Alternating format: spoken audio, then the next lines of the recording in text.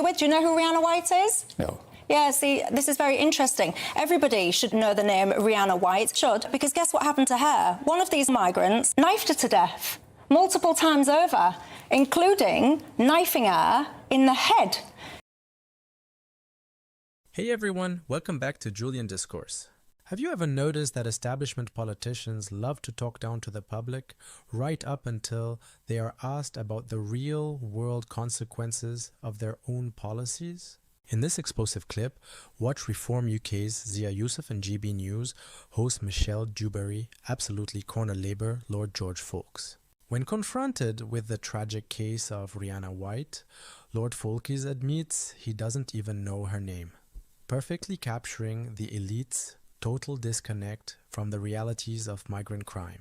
Hit subscribe and let's get into it. Rhiannon Whyte, as many of you will be familiar with. Do you know who Rhiannon Whyte is? No. Yeah, see, this is very interesting. Everybody should know the name Rhiannon Whyte. Rhiannon Whyte is a lady, a mother as it happens, who decided to work in a hotel that was handed over to these not-so-small boat migrants. Guess what happened to her? Is the story jogging anything in your memory now that I'm telling you about this mother that worked at this migrant hotel? No. No, it should, because guess what happened to her? One of these migrants knifed her to death multiple times over, including knifing her in the head.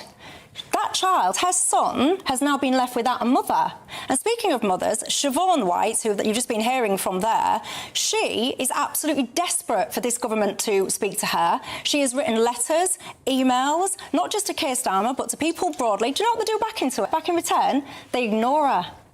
So that's what I wanted to ask my government about. If you'd asked me to talk about that, I would have checked up in advance, but you didn't. You didn't mention this. But why do you need a briefing to know? Why do you know a briefing to know one of the highest profile murder cases that this country has had? I never had a briefing. I know who she is. Do you know who she is? Of course. It was an extremely high profile case. Her picture was over almost every major newspaper in the country. And actually, look, and this is why I ask you, if you'd come on here and declare that Labour is actually doing a brilliant job and briefed or not briefed to not know her name, I think speaks to how out of touch, not just you, but I think you are a metaphor for the entire Labour government. No. You know, when I go back, people will say, there you are completely stupid going on that programme, because all that you got was that Michelle doing her usual diatribe, constantly putting, and you're very good at it, by the way, you're very eloquent, this constant attack on the Labour government.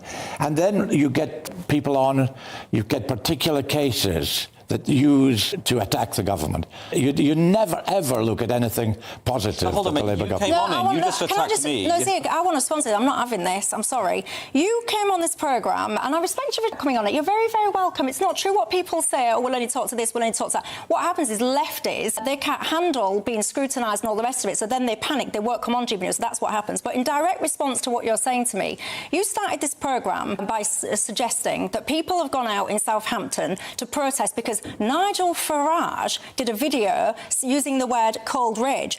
What I'm suggesting to you, and I'm being very clear in what I'm saying to you, you're not understanding the rage that people feel. The very fact that you don't, well, the very fact that you don't even know who Rhiannon Whyte is one of these indications. People on the streets of Britain, I'm telling you, I promise you, they are terrified if they're mothers, if they are fathers, if they've got children, if they've got grandchildren. Your government is insisting on putting these men, no one knows who they are getting put into hotels at the end of people's roads and now into houses next door to these people. They are terrified about the safety of their women. All those people were put into hotels by the previous Conservative government. It's revolting. They were put in by the previous Conservative government.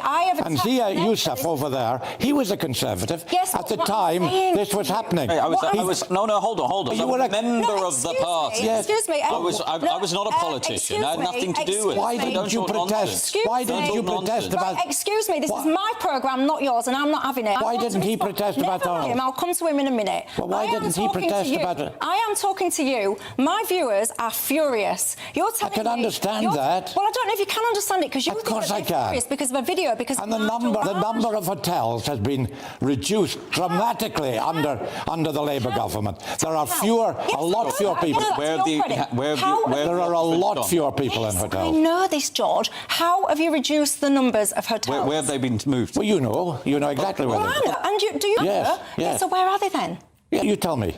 They are now in among people's streets, people watching this programme, who once upon a time lived in a nice community street of, I don't know, small terraced houses or whatever. You had a neighbour next door to you that might be a couple or a young family, whatever. Not anymore. Those days are gone. And how you now live next door to a 7-bedroom HMO packed to the rafters of foreign men from some third world country that you have no idea about, who are often, not always, often partaking in activities such as gang rapes towards young teenage girls, etc. So that's where those people have gone.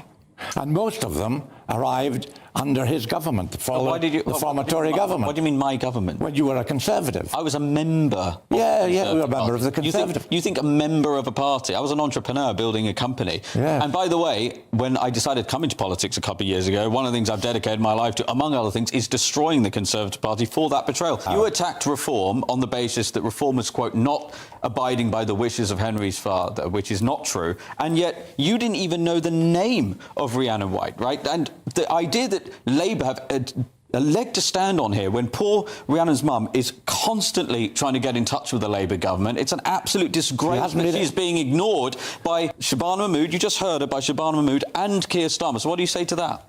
If she gets in touch with me, I'll make sure that she is got in touch with an appropriate minister. Thank you, because 48 hours ago, that was where that interview was with Rhiannon's mum. She has gone to the point now where she's now trying to appeal to Donald Trump, etc., to help her, because she's absolutely desperate. The woman is desperate. Awful. Natalie Fleet, I think it's absolutely shameful that you have you met her, Zia? Excuse me, I'm talking to Natalie Fleet, not you. Could I ask you? Fleet, I think it is appalling that you have not come on this programme and spoken to the GB News audience. Shame on you. If you're so passionate about women and girls and all the rest of it, come and talk to us. That's what we want. Has Zia met her? She's not asking to meet Zia. But Zia, why are you doing what about it? She wants to meet the woman of the day. Because Zia, if he's really concerned, he could help, as I've just offered to help, to arrange a meeting with a minister. How am I going to, number one, how am I going to arrange that? I'm not part of the Labour Party. While I haven't, Nigel Farage has. Nigel Farage has met her. We have talked about her case. No political party has done more to elevate her case in Britain. You know, there is nothing more infuriating than watching an elite politician who claims to represent the public, yet remains entirely insulated from the devastating consequences of their own policies. When a politician is protected by wealth and status, they treat the breakdown of law and order as an abstract debate. But for the working class, it is a terrifying daily reality. What you just witnessed on GB News was the absolute collapse of the progressive narrative on immigration and crime. When Labour's Lord George Foulkes sat across from Zia Yusuf, he tried to paint a rosy picture of the government's handling of migrant hotels.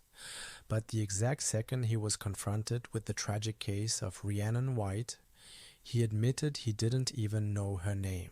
To understand why this ignorance sparks such massive outrage today in the summer of 2026, look at the undeniable facts.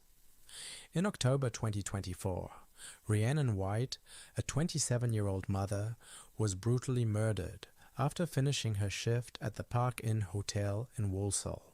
Her attacker was an asylum seeker housed in that exact same hotel. He had arrived via a small boat, stalked her, and stabbed her in a completely unprovoked, sadistic attack. Just this past January, in 2026, he was convicted and handed a life sentence.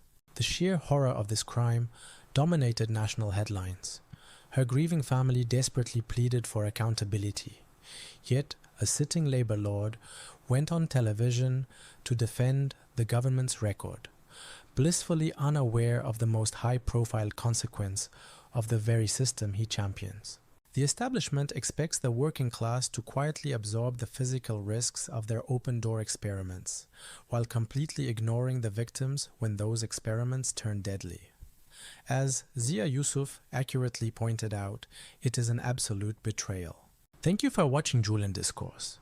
If you refuse to let the establishment ignore the reality on the ground, hit that subscribe button, leave a like, and I'll see you next time.